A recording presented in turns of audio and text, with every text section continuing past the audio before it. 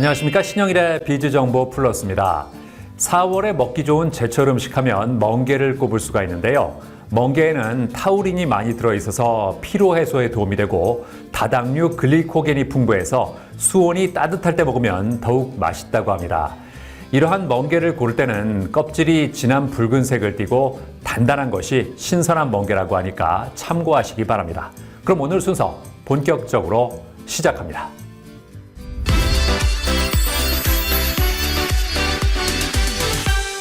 요즘 미래 먹거리로 떠오른 푸드테크에 관심을 보이는 나라들이 많습니다. 우리나라 역시 푸드테크 분야에서 성과를 이룬 기업들이 속속 등장하고 있다고 하는데요. 자, 그래서 이번에는 다년간의 노하우를 바탕으로 인공지능 기반의 푸드테크 플랫폼을 개발한 곳을 소개해드리겠습니다. 우리 산업 전반에 엄청난 변화를 가져온 4차 산업혁명. 정보통신기술의 융합으로 이뤄지는 차세대 산업혁명으로 우리의 일상을 더욱더 편리하고 윤택하게 만들었는데요. 이러한 기술은 식품산업에도 그대로 적용되어 푸드테크 산업을 등장시켰습니다. 푸드테크란 식품의 생산과 유통, 소비 전반에 인공지능과 사물인터넷 등 첨단 기술이 결합된 신산업을 의미하는데요. 대표적인 예로는 식물성 대체식품부터 온라인 유통 플랫폼, 서빙 로봇을 들 수 있다고 합니다. 이러한 푸드테크는 코로나19 이후 세계 식품 소비 유행이 건강과 환경 중시의 가치 소비 확산과 개인 맞춤형 소비로 빠르게 변화하면서 전 세계적으로 주목하는 산업 분야가 되었다는데요. 서울에 위치한 한 회사. 이곳은 데이터 중심의 인공지능 기술을 기반으로 하여 인류의 먹고 사는 방식을 새롭게 만들어가고 있다는데요. 인공지능 전문가인 최영덕 대표와 빅데이터 마이닝랩 연구원 출신의 신동민 이사를 비롯해 크리에이티브 디렉터와 인공지능 엔지니어, 디자이너까지 구성원들이 힘을 모아 인공지능 기반의 푸드테크 플랫폼을 개발했다고 합니다. 낮은 마진율 그리고 데이터의 문화적 다양성과 방대한 양 등 인공지능이 푸드테크에 적용될 요소는 앞으로도 무궁무진하다고 생각했고요. 그래서 인공지능 기반의 푸드테크 플랫폼을 개발하게 되었습니다. 이곳에서 선보인 플랫폼은 이용자들의 음식에 대한 이야기를 담고 함께 경험해 볼 수 있게 공유하는 플랫폼이라고 하는데요. 치즈나 와인뿐만 아니라 커피나 베이커리 등 다양한 음식에 대한 저서와 레시피를 볼 수 있다고 합니다. 게다가 좋아하는 음식에 관한 책이나 레시피를 보다가 필요한 재료가 있을 경우 재료 구매하기 버튼을 누르면 온라인 쇼핑몰 연동으로 재료들이 장바구니에 자동으로 담겨 간편하게 구매할 수 있다는데요. 저희 플랫폼을 런칭한 지 1년 정도가 되었는데 벌써 앱 누적 다운로드 수가 10만이 넘어가고 있습니다. 특히 앱 내부의 다양한 크리에이터들이 먹는 콘텐츠를 기반으로 활동해서 이용자들이 즐겁게 이용하고 계십니다. 그리고 음식에 관한 이야기를 보고 그 페이지에서 바로 관련 식품과 제품을 장바구니에 담을 수 있어서 아주 유용하다고 하십니다. 식품 산업에 인공지능 등 첨단 기술을 결합해 새로운 가치를 창출하는 푸드테크 전성시대가 펼쳐지고 있는데요. 무궁무진한 푸드테크 산업의 발전을 기대해 봅니다.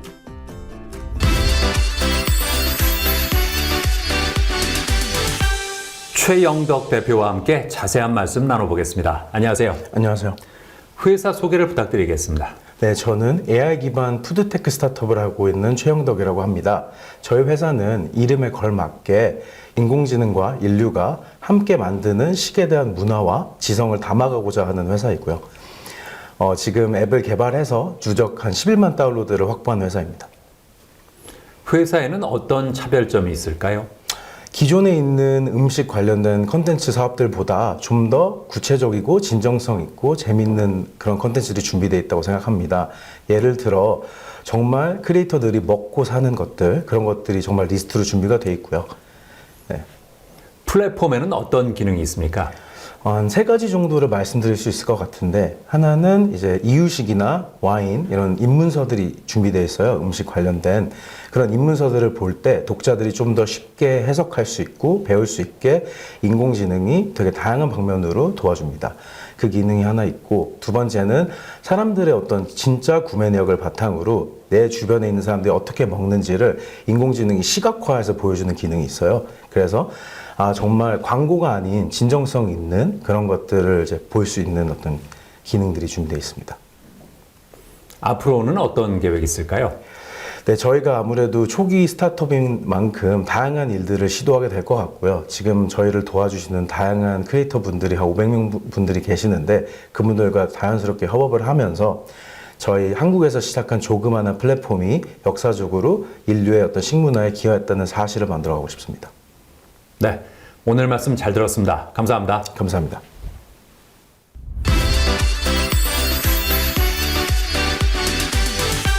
가습기 살균제 사건 이후 생활화학 제품에 대한 불안함을 느끼는 사람들이 늘었습니다. 이후 생활화학 제품에 대한 규제도 강화되고 인증 절차도 복잡해졌다고 하는데요. 자, 그래서 이번에는 세정제나 방향제 같은 생활화학 제품에 대한 인증 컨설팅을 진행하는 곳을 소개해드리겠습니다. 몇 년 전 발생한 가습기 살균제부터 물티슈, 생리대 유해물질과 라돈 침대에 이르기까지 다양한 생활용품에서 위해 성분이 검출되면서 화학물질에 대한 공포증을 일컫는 케미포비아가 확산되었다는데요. 이에 환경부에서는 국내에 유통되는 생활화학 제품의 전 성분을 공개하고 시험하도록 하는 화학제품 안전법을 제정했다고 합니다. 즉, 생활화학계통 제품을 판매하는 기업 입장에서는 정확한 안전인증을 받아야만 제품을 제조하거나 수입할 수 있게 된 것인데요. 이러한 가운데 생활화학 제품에 대한 정확한 인증 컨설팅으로 안전 확인 기준을 제시하는 곳이 있다고 해 직접 찾아가 보았습니다. 세정제, 방향제, 세탁세제, 살균제 등 생활화학 제품을 제조 또는 수입하는 회사에 생활화학 제품 인증 대행 서비스를 제공해주는 컨설팅 회사입니다. 저희 회사의 운영 철학은 고객사의 마음을 얻어야 한다는 것입니다. 그래서 저희 회사의 비용과 노력이 많이 들더라도 고객사가 요청하는 인증 관련 일은 반드시 수행하고 있습니다. 법무팀을 비롯해 화학팀과 총무팀, 회계팀, CS팀, 그리고 홍보팀과 기술개발팀으로 전문 영역을 구축한 이곳. 고객사에서 제품에 대한 인증 대행 의뢰가 들어오면 CS팀에서 고객사에 서비스 신청서를 보낸다는데요. 고객사가 서비스 신청서를 작성하여 발송하면 화학팀에서 신청서를 검토하여 시험 검사기관 검사 적합 여부와 유해물질 정도를 고객사에 미리 통지한다고 합니다. 그리고 협력사인 의류시험연구원에 의뢰 제품을 보낸다는데요. 의류시험연구원에서 제품을 시험한 뒤 실제 시험 적합이 나오면 고객사의 시험 적합 확인 결과서를 발송합니다. 그리고 저희 회사의 신고팀이 고객사를 대리하여 환경산업기술원이 운영하는 사이트에 접속하여 생활화학 제품 신고서를 작성하여 제출합니다. 신고서가 수리된 후 저희 회사의 CS팀에서 고객사의 신고증명서를 전달하고 디자인팀에서 제품에 부착할 수 있는 라벨을 직접 디자인하여 고객사에 전달하면 고객사는 해당 제품을 제조 및 수입이 가능합니다. 법무팀에서는 시중에 판매되는 고객사의 제품이 화학제품 안전법에 위반되지 않도록 컨설팅을 진행한다는데요. 생활화학 제품 및 살생물제의 안전관리에 관한 법률에 대해 모르거나 정확히 알지 못하는 고객사에 인증제도 전반을 쉽게 설명하여 제도 이행을 스스로 할 수 있도록 도와준다고 합니다. 한번 대행 서비스를 진행한 고객사들은 폐업을 하지 않는 이상 제조 및 수입하는 제품이 추가될 경우 계속 저희 회사에 맡겨주고 있습니다. 회사를 운영한 지 3년이 채 되지 않았는데 업무를 진행한 업체의 수가 800개사가 넘으며 진행한 제품 수는 대략 4천여 건이 넘는데요. 국가 지정 시험 검사 기관인 의류시험연구원과 제휴를 하고 있어 개별 업체가 생활화학 제품 인증을 진행할 때보다 제품 시험 기간은 약 50% 이상 빠르고 비용은 약 20% 이상 저렴하게 진행이 가능해 고객사의 만족도가 높은 편입니다. 까다롭고 복잡한 생활화학 제품 인증이 필요하다면 앞으로는 생활화학 제품 인증 대행 서비스를 통해 합리적인 가격에 손쉽게 인증을 받아보는 건 어떨까요?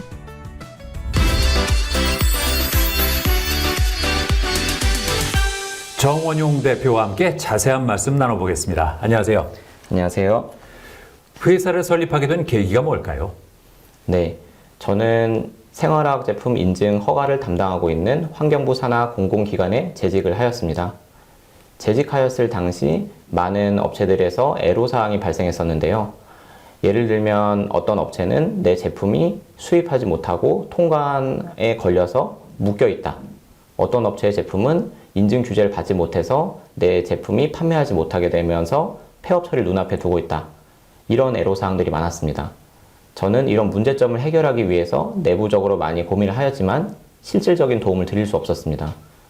그래서 저는 이런 업체들의 대표님들에게 많은 도움을 드리고자 인증 컨설팅 회사를 설립하게 되었습니다. 회사에는 어떤 차별점이 있을까요? 말씀드렸던 것처럼 제가 이제 환경부 산하 공공기관 생활학 제품 인증 허가를 하는 직원이었기도 하고, 그리고 저희 회사에는 행정사라든지 화학분석 기능사가 재직이 되어 있어서 정확하고 이제 전문적인 컨설팅이 가능하다는 게 차별점입니다. 또한 이제 국가 지정 검사 기관인 의류시험연구원에도 제휴를 하고 있어서 업체가 개별적으로 이제 의뢰를 맡기는 것보다 더 시간적으로도 비용적으로도 절약될 수 있다는 것이 저희 차별점입니다. 앞으로는 어떤 계획이 있으세요? 네, 저희 회사가 앞으로 이제 더 커졌으면 좋겠는데요. 이제 발전을 해서 생활학 제품에 대한 인증 건수가 많이 늘어났으면 좋겠습니다. 그 이유는 일단 생활학 제품은 국민분들이 이제 사용하는데 밀접한 제품이라고 볼 수 있어요. 예를 들면 이제 방향제라든지 디퓨저, 그리고 살균제, 세정제 이런 제품들이 있는데요. 실제로도 아직까지 인증을 받지 않고 있는 제품들이 워낙 많다 보니까 어떤 제품들은 실제로 사용하기 위험할 수도 있습니다.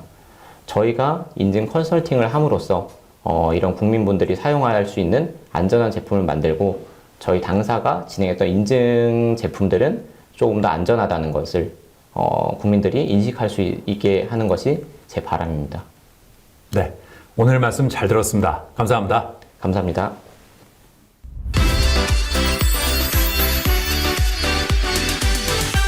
실제 나이보다 얼굴이 어려 보이는 동안에 대한 관심이 꾸준합니다. 이에 따라 다양한 안티에이징 시술에 대한 문의도 계속해서 증가하고 있다고 하는데요. 자, 그래서 이번에는 줄기세포를 활용해서 안티에이징 효과를 기대할 수 있는 방법에 대해서 자세히 알아봤습니다. 피부는 육안으로 확인 가능한 노화의 척도라고 합니다. 나이가 들면 피부 속 콜라겐 세포수가 점점 줄어들고 중력에 의해 피부가 아래로 처지는 현상이 생기는데요. 이로 인해 우울해 보이는 인상처럼 보이거나 깊은 주름이 나타날 수 있다고 합니다. 노화는 어쩔 수 없는 현상이지만 누구나 그 속도를 늦추고 탄력적인 피부 상태로 되돌리고 싶은 것은 모든 여성의 바람일 텐데요. 이에 최근에는 안티에이징 시술에 대한 관심이 커지고 있다고 합니다. 안티에이징 시술은 생명체가 노화되는 것을 의학기술을 통해 방지하고자 하는 시술입니다. 특히 미용 시술에서 많이 활용되는데 노화를 지연시키거나 현상을 유지하거나 혹은 역전시켜 젊은 상태로 되돌리는 데 도움을 주는 시술을 말합니다. 최근 안티에이징 분야에서 줄기세포 치료가 각광을 받고 있다고 합니다. 줄기세포 안티에이징 시술은 외부의 자극이나 약물이 아닌 본인의 줄기세포를 활용하여 스스로의 재생 능력으로 노화가 진행하기 이전의 모습을 찾을 수 있게 도와주는 시술법이라는데요. 이 시술을 고려한다면 우선 상담을 통해 현재 개선하고 싶은 부분과 이전 시술 이력을 체크한 후 기저질환 및 복용 중인 약물에 대해 확인합니다.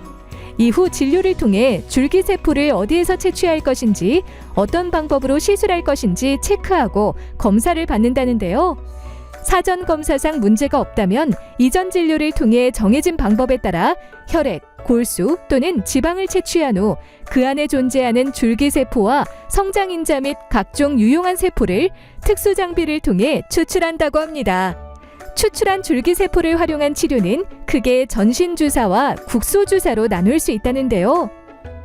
줄기세포 전신주사의 경우에는 환자의 몸에서 줄기세포를 추출합니다. 혈액, 골수, 지방에서 추출을 하는데 환자의 정맥을 통해서 주사를 하게 됩니다. 정맥을 통해 주입된 줄기세포는 대정맥을 통해서 심장으로 가서 폐를 통해서 다시 심장으로 가서 대동맥을 통해 전신을 순환하게 됩니다.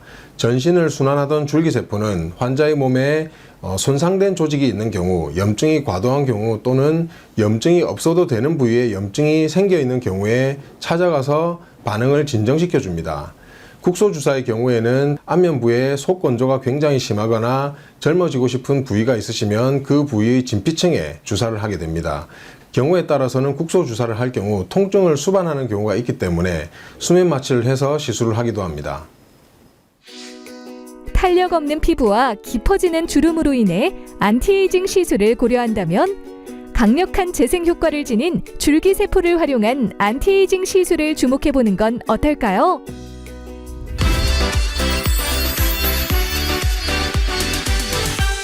주용민 원장과 함께 자세한 말씀 나눠보겠습니다. 안녕하세요. 안녕하세요.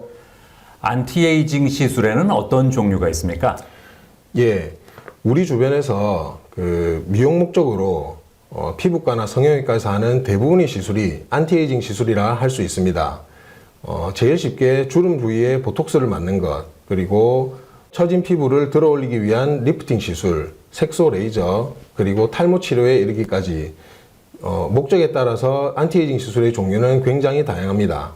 뿐만 아니라 미용 목적 이외에도 혈관을 튼튼하게 하고 면역을 증진시키기 위한 주사 치료, 그리고 멀게만 느껴지던 줄기세포 시술도 안티에이징 시술이라 할 수 있습니다. 줄기세포 안티에이징 시술의 원리는 뭘까요? 예. 줄기세포는 우리 몸에 있는 가장 어린 세포로서 다른 세포로 분화가 되기도 하고 손상되거나 노화된 세포를 대체하기도 합니다. 줄기세포는 우리 몸의 혈액, 골수, 지방에서 추출을 하게 되는데요. 이때 다양한 유효 성분이 같이 추출되게 됩니다. 이것이 함께 안티에이징 효과에 도움을 주게 됩니다. 시술 후에 부작용은 없습니까? 예, 외부의 인위적인 성분이 아닌 본인의 줄기세포를 주사하는 것이기 때문에 우려할 만한 부작용은 없습니다. 다만 일반 미용시술과는 다르게 세포를 주사해야 되기 때문에 바늘의 굵기가 조금 굵어서 줄기세포를 주사할 때 통증을 수반할 수가 있습니다. 하지만 적절히 마취가 이루어지기 때문에 너무 걱정은 하지 않으셔도 됩니다. 그리고 주사 부위에 멍이 들 수가 있는데 이것도 일주일 정도 지나면 회복이 됩니다. 네, 오늘 말씀 잘 들었습니다. 감사합니다. 감사합니다.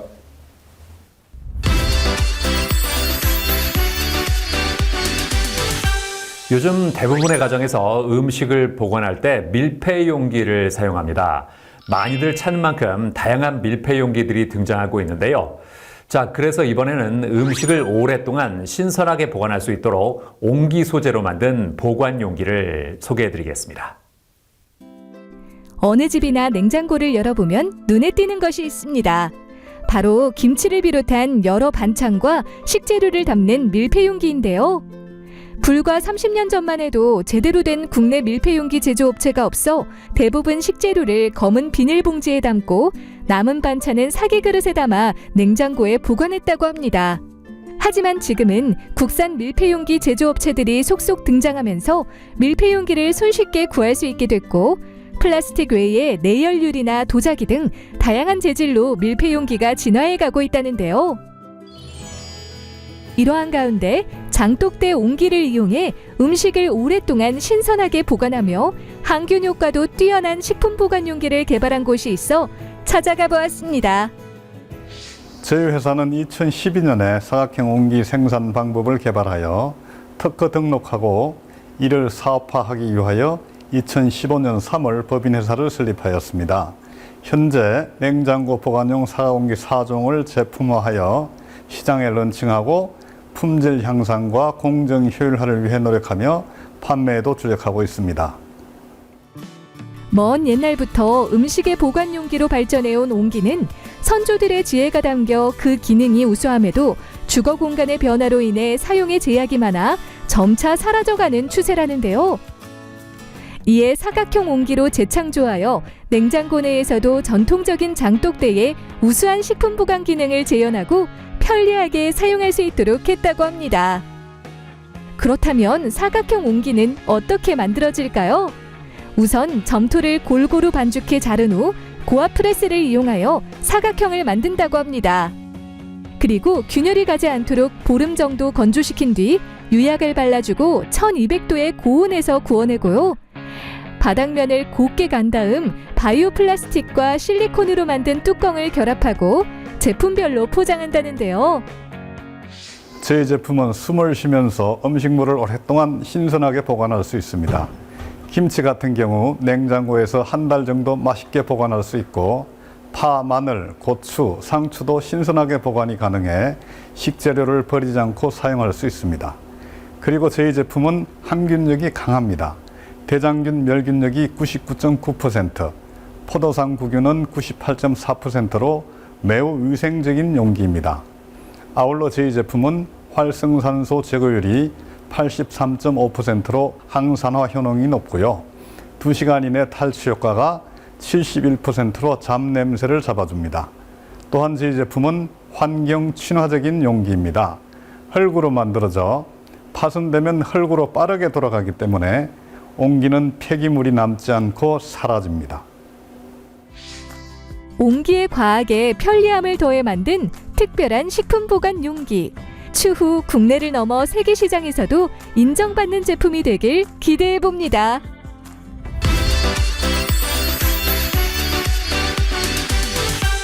이경수 대표와 함께 자세한 말씀 나눠보겠습니다. 안녕하세요. 네, 안녕하세요. 사각형 옹기를 선보인 이유가 뭘까요? 예, 바빠진 생활 패턴으로 음식을 보관해서 먹는 일이 많아졌고 편리하고 값싼 용기가 넘쳐나고 있습니다.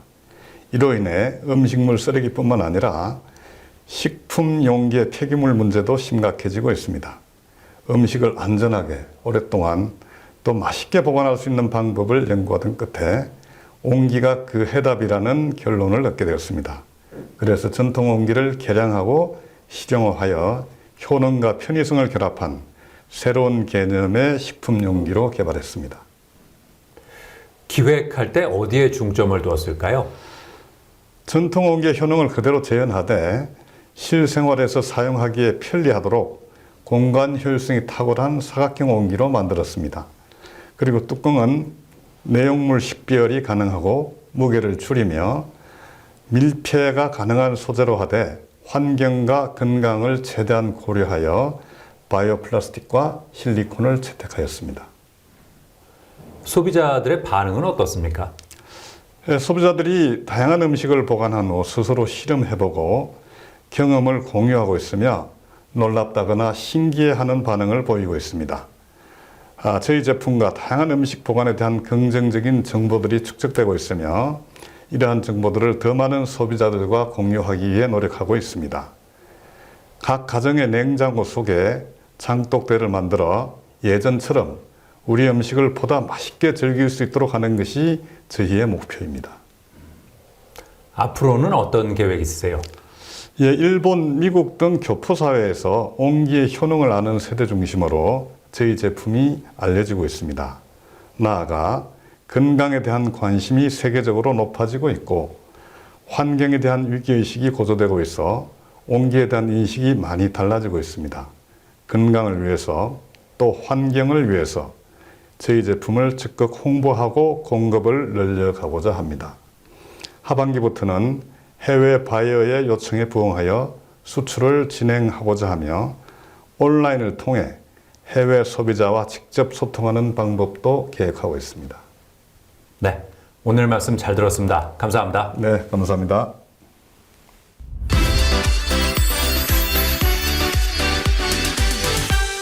자신이 갖고 있는 역량이 어느 정도인지 누구나 한 번쯤은 고민을 해봤을 겁니다. 하지만 자신의 역량을 제대로 파악하고 있는 사람은 생각보다 드물다고 하는데요. 자, 그래서 이번에는 누구나 역량을 발견하고 개발할 수 있도록 관련 교육을 진행하는 곳을 소개해드리겠습니다. 우리나라는 1990년대 말 IMF를 맞이하며 경제 고성장에서 저성장 시대로 접어들었는데요. 이에 따라 거품 경제가 사라지며 실질적인 경영 효율화와 글로벌 경쟁력 강화의 필요성이 대두되었다고 합니다.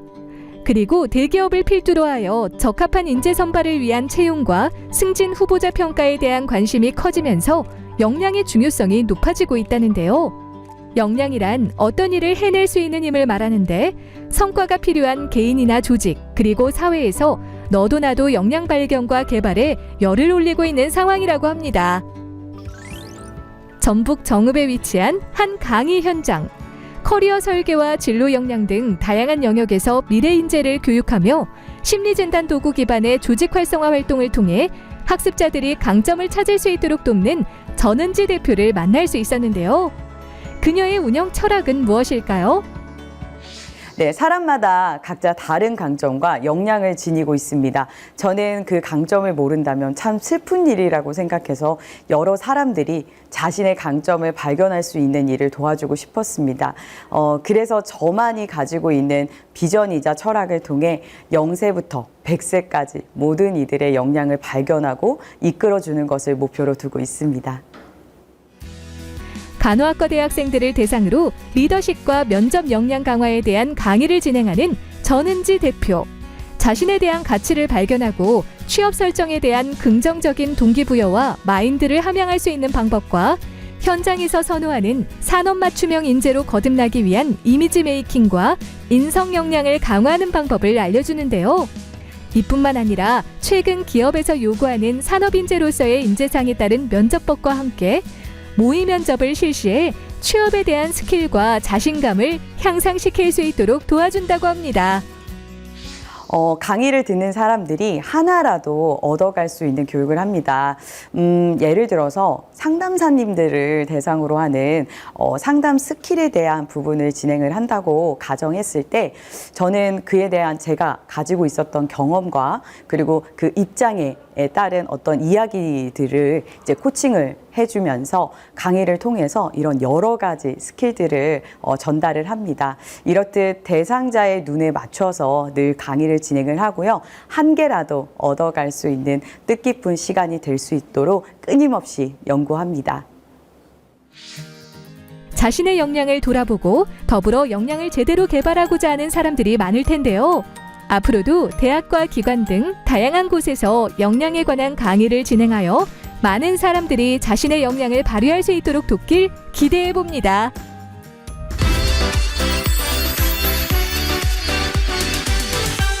전은지 대표와 함께 자세한 말씀 나눠보겠습니다. 안녕하세요. 안녕하세요. 전반적인 사업 소개를 부탁드리겠습니다. 네, 우선 시대의 흐름에 따라 변화하는 인재상에 맞춰 미래를 짊어질 학생들에게 자신이 갖고 있는 긍정적인 진로 역량과 취업 역량을 체계적으로 강화, 교육하고 있습니다. 뿐만 아니라 기업 교육에서는 MZ 세대 간의 갈등 관리라던가 또 다양한 교육들을 하고 있는데요. 특히 강점 강화 교육이라던가 이런 부분들을 많이 강의를 하고 있습니다. MBTI 교육, 그 다음에 애니어그램, 다양한 도구들을 활용한 강의들도 진행을 하고 있는데요. 특히 MBTI 교육 같은 경우는 성격 유형 분석에서 그치는 것이 아니라 스트레스 관리 방법이라던가 또 프레디저 진단을 활용한 나의 커리어 설계하기 등 다양한 활용 강의들을 진행하고 있습니다. 책도 출간했다면서요? 네. 제가 5권의 책을 냈습니다. 좀 욕심이 많죠. 그 와중에서도 특히 커뮤니케이션과 갈등 관리, 또 가장 많이 요즘에 핫한 MBTI 교육 등을 제가 이제 이 책을 출간을 했고요. 그리고 진로와 취업을 다룬 책이 가장 최근에 출간을 했습니다. 대학에서 특히 이 진로와 취업 같은 경우는 대학에서 제가 또 겸임 교수로 하고 있는데 이 책을 가지고 또 우리 학생들과 같이 호흡을 하고 있고요. 또 최근에 3월 달에 나왔던 이 MBTI 책도 연애부터 교수법까지 다양한 내용들을 다양한 관점에서 정리하였습니다. 앞으로는 어떤 계획이 있으세요? 제 교육을 듣는 모든 이들에게 좀 비전과 역량을 심어주고 싶습니다. 특히 그게 저의 목표이자 계획인데요. 이 목표를 이루기 위해서 제가 사회복지사 그리고 또 최근에 취득한 청소년 지도사 등등 다양한 자격증들을 취득해서 학생들뿐만 아니라 0세부터 100세까지 모든 사람들에게 비전과 역량을 심어줄 수 있고 또 이러한 것들을 연구하고 개발하는 것이 저의 비전이자 목표입니다. 네, 오늘 말씀 잘 들었습니다. 감사합니다. 감사합니다.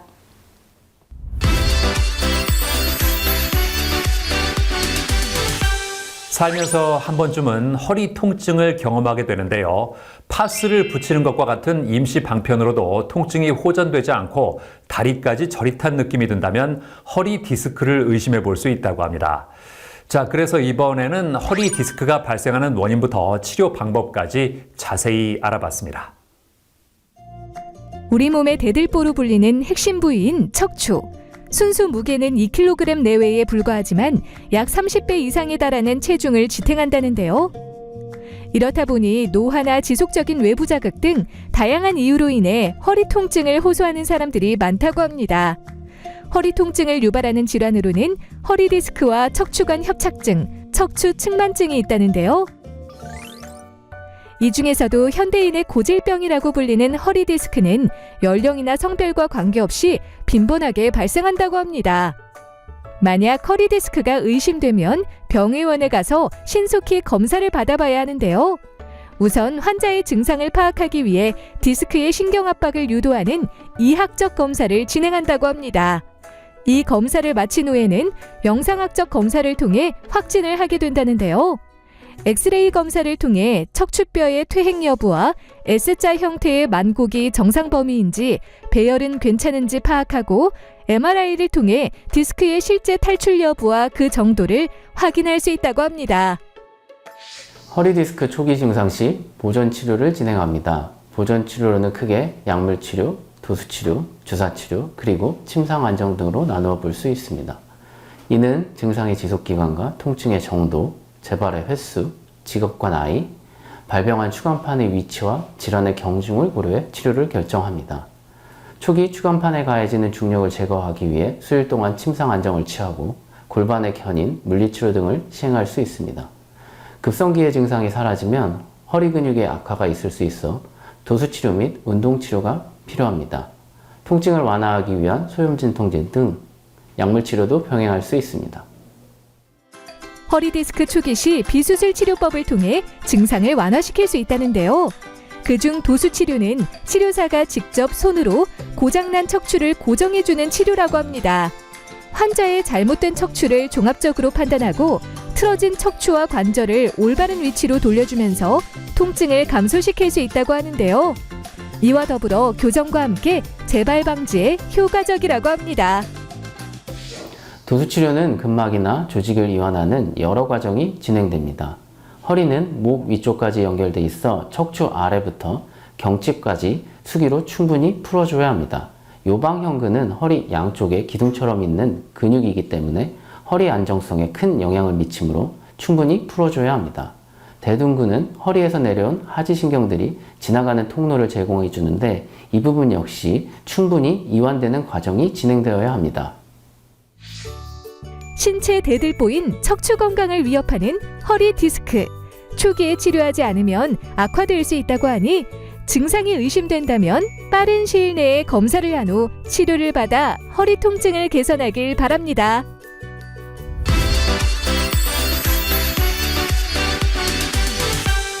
윤태상 원장과 함께 자세한 말씀 나눠보겠습니다. 안녕하세요. 안녕하세요. 허리 디스크가 발생하는 이유가 뭘까요? 디스크는 스프링처럼 충격을 완화하고 척추뼈와 척추뼈 사이를 연결해 척추뼈가 앞으로 밀리거나 척추뼈끼리 부딪히지 않도록 보호하는 역할을 하게 되는데요. 나이가 들어감에 따라 디스크 수액의 수분량이 감소하면서 탄력성이 떨어지고 좋지 못한 자세나 사고에 의해서 디스크가 밀리면서 신경을 압박하며 발생하게 됩니다. 오래 앉아있는 자세나 무거운 물건을 많이 드는 직업, 좋지 못한 자세, 비만 등이 디스크 발생 원인이 될 수 있습니다. 허리 디스크를 방치하면 어떻게 됩니까? 허리 디스크를 지속적으로 방치하게 되면 통증이 점차 심해질 수 있으며 하반신 쪽으로 증상이 나타날 수 있습니다. 또한 심한 경우에는 마비 증상도 나타날 수 있게 되는데요. 근육 마비로 인한 보행장애, 다리 저림 등의 감각장애, 대소변의 장애가 나타날 수 있습니다. 허리 디스크 통증이 발생하게 되면 우선 자연 치유를 유도하기 위해 충분한 휴식과 생활습관 개선, 도수치료를 통해 회복을 도와야 합니다. 또한 증상에 따른 적절한 치료가 진행되어야 합니다. 치료 전후로 어떤 부분을 신경 써야 할까요? 병원을 내원하게 될 때 불필요한 시술이나 수술을 권하는지 올바르고 적절한 치료가 진행되는지 꼼꼼히 살펴볼 필요가 있겠습니다. 치료 후 허리를 숙이는 등이 디스크 압력이 올라가는 자세는 피하는 것이 좋습니다.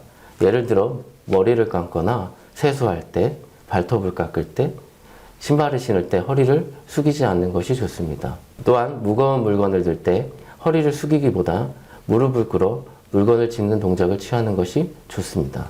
운동을 시작하게 된다면 무리한 운동은 피하고 등산이나 무거운 중량을 드는 운동, 허리에 자극이 힘이 많이 가해지는 운동은 피하는 것이 좋습니다. 좋은 운동으로는 걷는 운동, 수영, 누워서 하는 운동이 좋으나 이 역시 무리하면 독이 될 수 있습니다.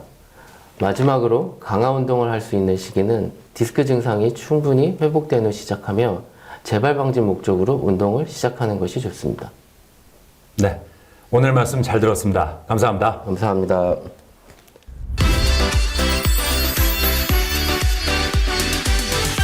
시대가 바뀌면서 이혼을 바라보는 사회적 시선도 예전과는 많이 달라졌습니다. 하지만 이혼하는 과정이 워낙 복잡해서 어려움을 겪는 경우도 적지 않다고 하는데요. 자, 그래서 이번에는 이혼 전문 변호사와 함께 이혼 절차에 대해서 자세히 알아봤습니다. 현대사회에서 개인의 행복과 다양한 가치관이 강조되는 가운데 이혼에도 인식의 변화가 나타났다고 합니다. 결혼 생활에 큰 문제가 있어도 웬만해선 이혼을 하지 않았던 과거와 달리 요즘에는 개인의 가치관과 선택이 중요해지면서 이혼 결정에 걸리는 시간이 단축된 것인데요. 하지만 막상 이혼을 결심했다 하더라도 이혼의 절차나 쟁점을 몰라 어려움을 겪는 경우가 적지 않다고 합니다. 이러한 가운데 이혼과 상속 등 가사 사건을 집중적으로 다뤄온 이혼 전문 변호사가 있다고 해 찾아가 보았습니다. 이곳은 의뢰인 위주의 고객 친화적 사무소로 이혼과 상속, 민사, 형사 사건을 모두 의뢰받고 있으며 특히 이혼 소송에 특화된 곳이라는데요. 그렇다면 이혼 절차는 어떻게 될까요? 우선 이혼 절차에는 협의이혼, 조정이혼, 이혼 소송이 있습니다.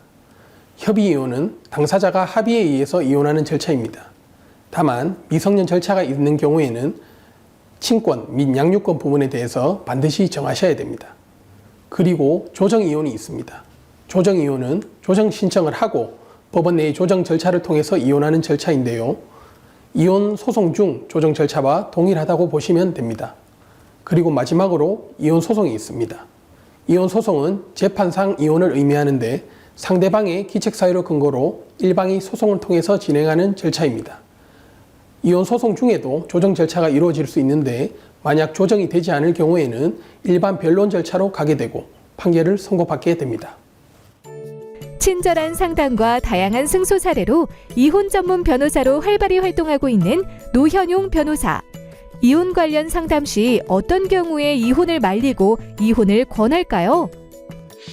당사자끼리 회복의 가능성이 얼마든지 있음에도 불구하고 단순히 일시적 감정에서 이혼을 원하는 경우에는 다시 한번 생각을 해보시라고 말씀드립니다. 통상적인 부부싸움 등은 배우자와 평생 살아가는 과정에서 충분히 있을 수 있기 때문에 갈등을 원만히 해결하기 위한 노력을 해보셔야 됩니다. 그런데 일방의 외도가 장기간이라든지 배우자나 자녀에 대한 폭행의 경우 또는 가정의 재산을 일방적으로 도박, 기타 행위 등으로 탕진하는 경우에는 이혼 결심을 권유드리고 싶습니다. 이혼 고려 시 많이 궁금해하는 부분이 바로 재산 분할이라고 하는데요. 부부로 오랜 기간 살아오면서 함께 일궈온 재산을 어떻게 분할할 수 있을까요? 재산 분할 비율은 기본적으로 10년 정도 부부가 같이 살았다면 부부의 공동재산에 대하여 5대5 비율로 재산 분할을 청구하실 수 있습니다. 다만 요즘은 10년까지는 아니더라도 5년에서 7년 정도 같이 살았다면 기여도 등 구체적 사정에 따라 5대5 비율로도 인정되는 것이 이혼 재판의 경향입니다. 그런데 부부의 공동재산이 아니라 특유재산의 경우에는 재산 분할의 대상에서 제외되는데 특유재산은 부부가 공동으로 재산을 형성한 것이 아니라 일방 단독의 노력 또는 사유로서 취득한 재산을 의미합니다. 이혼에 대한 사회적 거부감이 줄어들면서 이혼 건수가 증가하고 있다는데요. 이혼 소송을 결심했다면 이혼 전문 변호사와 만나 합리적인 이혼 절차를 통해 부부관계를 명료하게 마무리하길 바랍니다.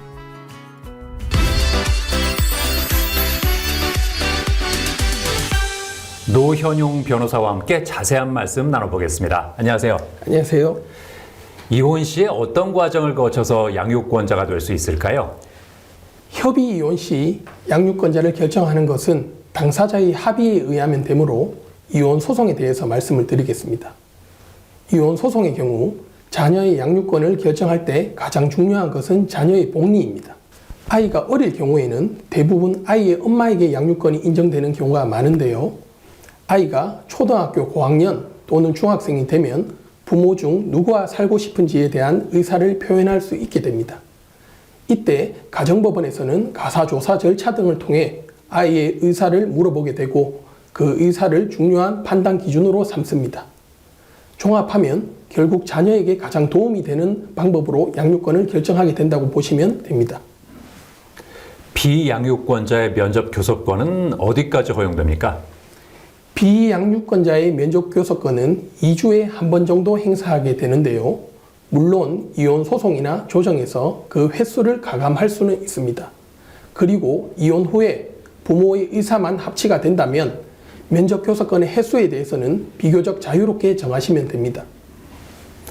부부 간의 각서는 법적 효력이 있습니까?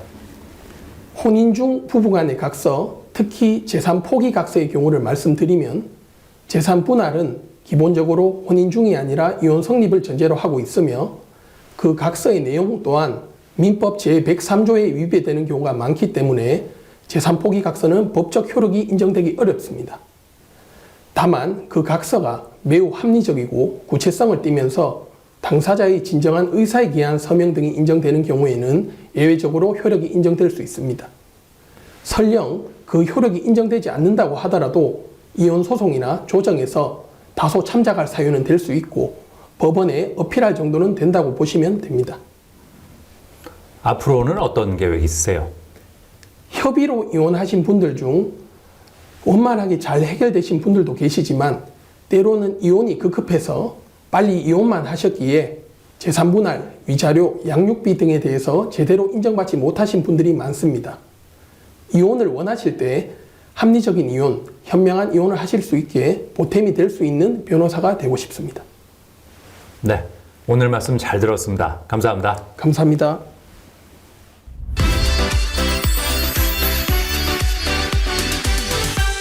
아무리 공부해도 영어 실력이 늘지 않아서 고민하는 사람들이 많습니다.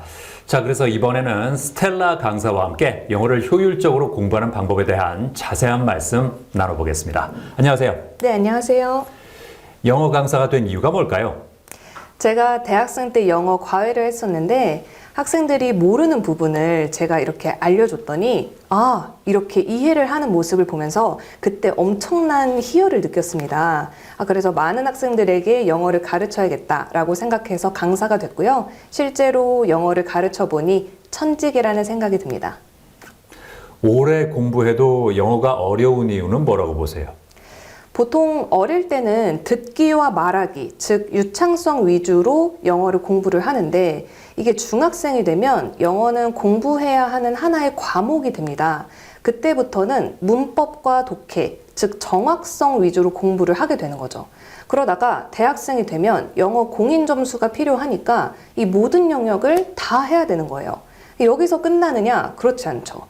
직장인이 되면 승진을 위해서든 이직을 위해서든 그리고 일을 하다 보면 가끔이지만 영어로 이메일을 쓰거나 말을 해야 하는 경우가 있는데 그때 너무 안 되니까 그때 또 비즈니스 영어, 회화 영어 이런 공부를 또 하게 되는 겁니다. 그래서 이렇게 시기에 따라서 필요한 영역이 달라지니까 그래서 영어를 어려워한다고 생각합니다. 영어 관련 콘텐츠가 호응을 얻고 있는 비결은 뭐라고 보세요?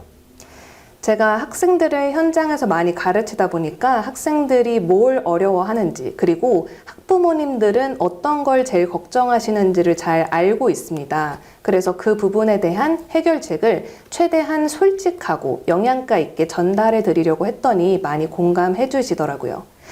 특히나 문제집은 학생들이 정말 많이 고민하는 부분인데 그 어떤 책이 좋다 이런 정보도 알려드렸더니 굉장히 좋아해 주시는 것 같습니다.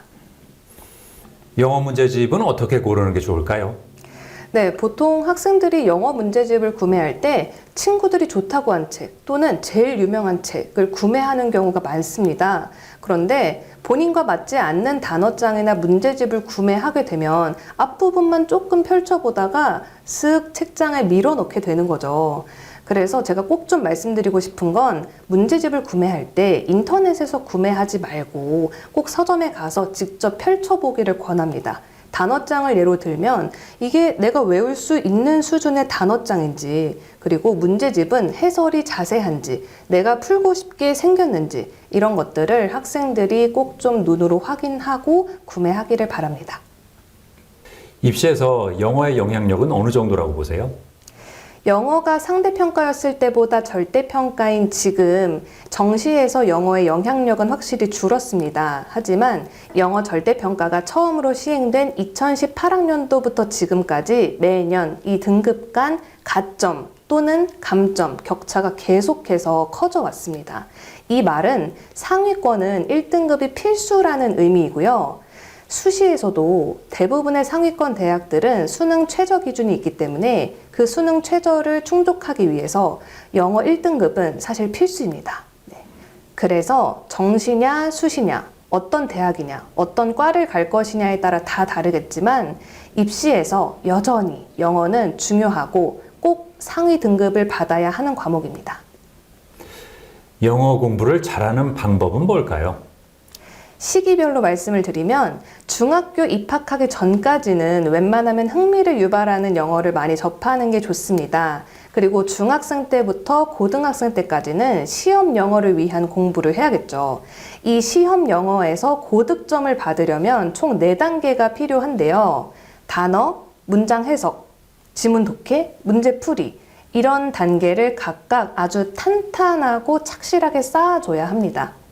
그리고 대학생이 됐을 때는 학생 때 머릿속에 넣어놓은 영어가 굉장히 많으니까 이거를 꺼내는 연습을 해줘야 됩니다. 예를 들어서 회화 연습을 간단하게 해본다거나 아니면 일기를 써보는 등 이런 행위들을 꾸준히 연습해주는 게 좋습니다.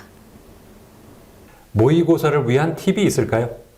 네, 시험에서 제일 중요한 건 쉬운 문제, 즉 아는 문제를 맞추는 겁니다. 그래서 시간에 덜 쫓길 때 즉 시험 초반부에 최대한 쉬운 문제를 먼저 풀고 그 다음에 중간 난이도, 그 다음에 어려운 문제를 맨 마지막에 푸는 거죠. 이렇게 푸는 학생들이 생각보다 별로 없어요. 그렇기 때문에 순서만 좀 바꿔줘도 영어 성적을 올리는데 도움이 될 겁니다. 학생들에게 어떤 강사가 되고 싶을까요? 네, 저는 학생들이 믿을 수 있는 강사가 되고 싶습니다. 저 선생님이면 같이 공부해도 되겠다. 이 선생님 강의를 들으면 확실히 성적이 오른다라고 신뢰할 수 있는 강사가 되고 싶습니다. 또 한 가지로는 우리 학생들이 너무 많이 지쳐 있고 자신감이 떨어져 있는 경우가 굉장히 많아요. 그래서 그런 학생들에게 위로가 되고 그리고 그런 학생들이 나도 할 수 있다라는 자신감을 불어넣는 강사가 되고 싶습니다. 앞으로는 어떤 계획이 있으세요? 네, 저의 목표는 수능 영어 1타 강사입니다. 물론 이 1타라는 기준이 조금 모호하긴 하지만 영어라는 과목에서 특히 수능 영어에서 이 선생님 강의를 들으면 성적이 무조건 오른다. 영어가 재미있다. 수업을 계속해서 듣고 싶다. 라고 생각하는 학생들이 전국적으로 많아지게 하는 게 제 목표입니다. 영어는 다른 과목과는 다르게 성인이 돼서도 계속해서 따라다니고 꾸준히 공부해줘야 하는 만큼 학생들이 학생 때 영어 공부하지 않은 것을 후회하지 않도록 제가 학생들의 실력을 올려주고 자신감을 심어줄 계획입니다. 네, 오늘 말씀 잘 들었습니다. 감사합니다. 네, 감사합니다.